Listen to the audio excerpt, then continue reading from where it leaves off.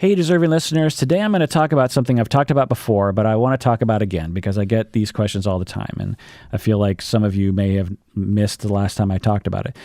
What I want to talk about today is, as a client, what sort of clinician should you be looking for?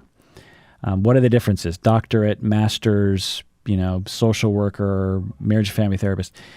Also, if you are a student and you want to become a clinician, what degree, what sort of program should you go to? What sort of things should you be looking for?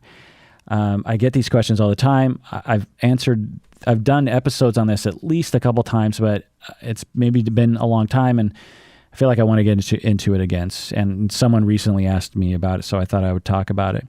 This is the Psychology in Seattle podcast. I'm your host, Dr. Kirk Honda. I'm a therapist and a professor.